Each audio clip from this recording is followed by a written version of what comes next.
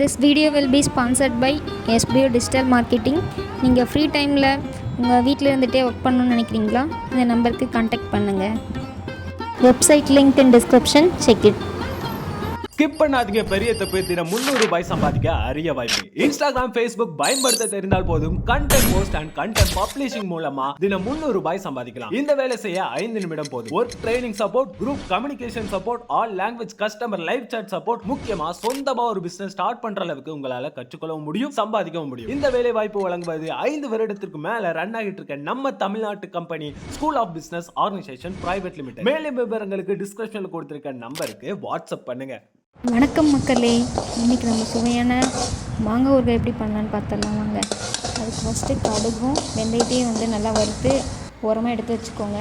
அடுத்து மாங்காய் நல்லா வாஷ் பண்ணிக்கோங்க. ஏன்னா நம்ம பச்சை மாங்காய் போடுறதுனால அந்த பாலில் உரம் நல்லா போட்டு வாஷ் பண்ணிட்டு ஒரு துணியில் நல்லா தொடச்சி வச்சுக்கோங்க.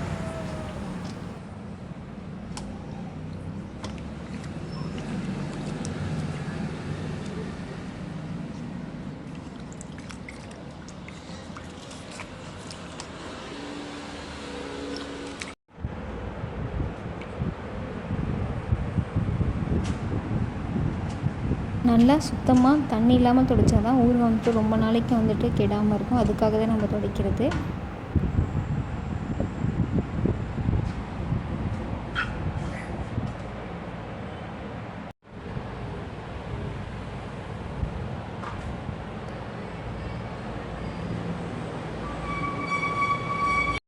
மாங்காய் நல்லா துடைச்ச பிறகு நம்ம குட்டி குட்டியாக பீஸாக கட் பண்ணிக்கலாம். சின்ன சின்னதாக கட் பண்ணிவிட்டு நம்ம இதுக்கு முன்னாடி நம்ம வறுத்து வச்சுருந்தோம் பார்த்திங்களா, அதை இப்போ மிக்சியில் நல்லா அரைச்சி எடுத்துக்கலாம். பாருங்கள், நான் காமிக்கிற மாதிரி நல்லா பவுடராக அரைச்சி வச்சுக்கோங்க. அப்போ தான் அதில் போடுறதுக்கு நல்லாயிருக்கும்.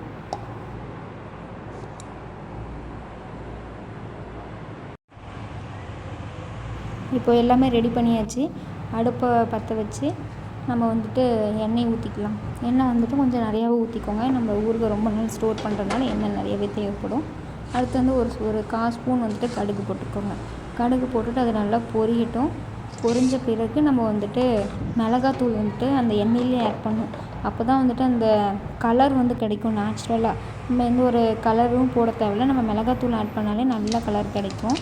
பாருங்கள், வீடியோவில் காமிக்கிற பாருங்கள், இந்த மாதிரி நல்ல கலர் கிடைக்கும். இப்போ மாங்காய் ஆட் பண்ணிக்கோங்க. ஆட் பண்ணிவிட்டு நல்லா மிக்ஸ் பண்ணுங்கள்.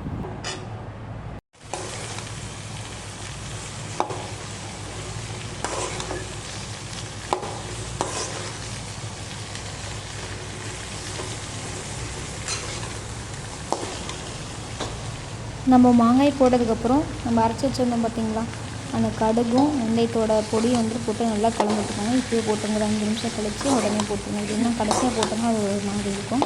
இப்போயே போட்டிங்க, அந்த பச்சை வாசம் போடுங்க. நல்லா மிக்ஸ் பண்ணுங்கள். இதில் மிக்ஸ் பண்ணுறது தான் பெரிய வேலையை. அடுத்து உப்பு ஃபஸ்ட்டு 1 ஸ்பூன் போட்டுக்கோங்க கல்லுப்பு. அதுக்கப்புறம் கொஞ்சம் கொஞ்சமாக ஆட் பண்ணுங்கள்.